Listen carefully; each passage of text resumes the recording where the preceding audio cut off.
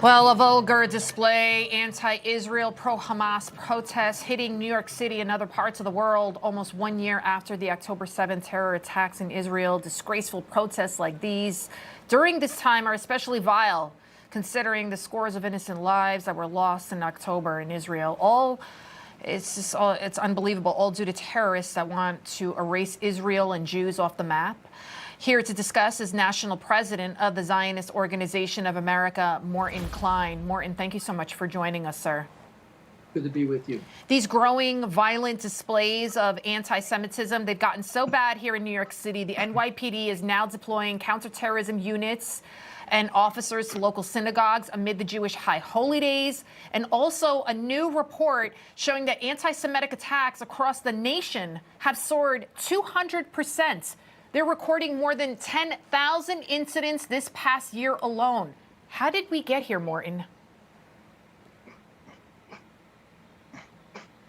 One of the problems is we have not been strict and strong with these Jew-hating, America-hating demonstrators. We should be arresting them when they violate the law. And the students, they should be expelled from the university immediately, no second chances. That happened, that would end the demonstrations on campus, which promote hatred and violence against Jews and Americans. They hate America as much as they hate Israel. And one thing, they don't understand that Israel never took any Arab land. There was never a state of Palestine. Israel was created legally in the 1920s through international legal resolutions. In 1948, through the UN resolution, there has never been any Palestinian kings or queens. And this is one of the big lies. And free Gaza, I love that sign. Gaza has been free since 2005. There's not a single Jew there, not a single member of the IDF. And this is not made clear by our administration. I demand that Joe Biden should be explaining that there's no occupation whatsoever of Gaza, and even say free Gaza is an absurd statement.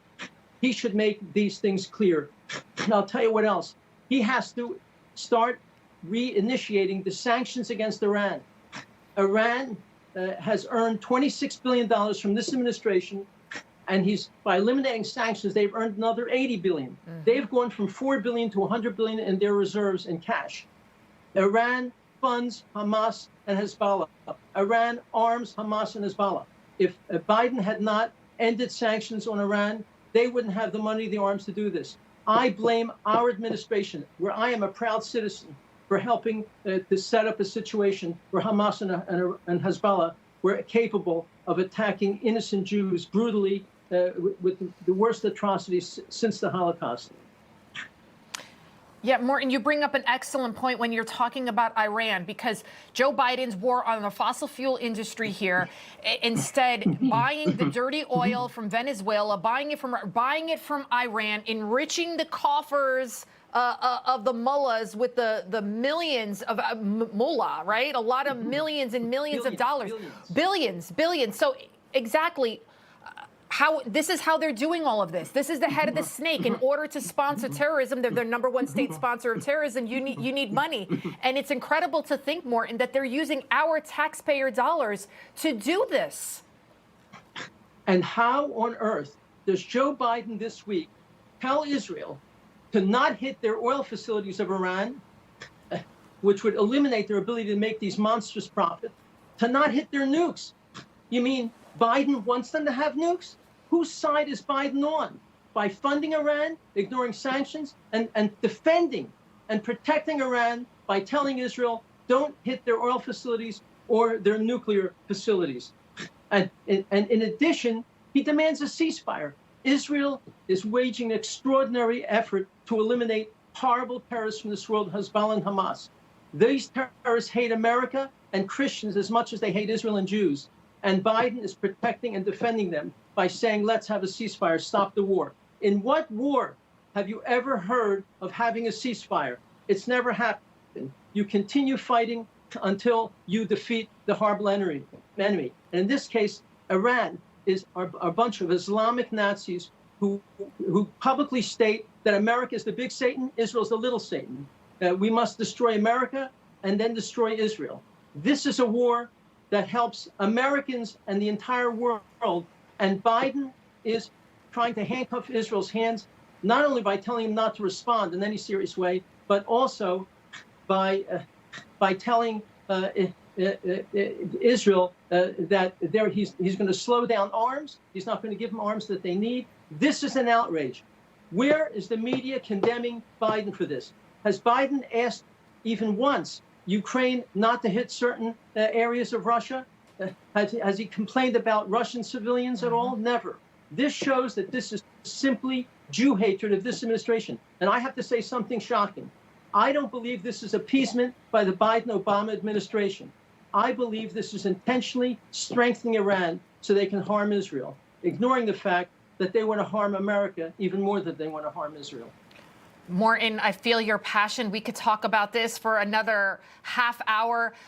You know, Biden, he said in front of the press corps that he and Kamala Harris are in lockstep. Right? Like this, he said, lockstep with everything they do. So if Kamala Harris is elected the next president of the United States, what do you see happening? Do you see the world even being further destabilized? I can tell you that Kamala Harris is very close to Obama, who's behind the scenes pushing and directing Biden as to what he's doing. And I believe that that'll be the same if she's reelected. This is a very serious issue. And we are really ignoring the fact that these terrorists are openly calling for the murder of Jews and Christians and Americans. And Al-Azhar University, no newspaper covered this. The main Islamic school of religious Islam issued an edict a year ago demanding that Muslims have an obligation to kill Jews as many as they can. Where is Biden screaming against this this outrage? And I'll tell you something that people don't remember. The day after October 7th, October 8th, Secretary of State Blinken demanded that Israel not retaliate. The day after this nightmare, he demanded Israel not retaliate. And Biden, a week later, when he came to Israel on the tarmac, he came to Israel saying, we have your back. And then he said, but you must set up a Palestinian state immediately. We want a state run by Hamas, Hezbollah, and radical Muslims. This is an outrage. So I have to say, I've been very disappointed with the way that my country and this administration has been treating our greatest ally in the Middle East, Israel. Morton Klein, thank you so much for your brilliant insight, and I welcome you. I look forward to having another conversation with you on this important topic soon. Thank you so much for joining us, sir. Thank you so much for talking about this important issue.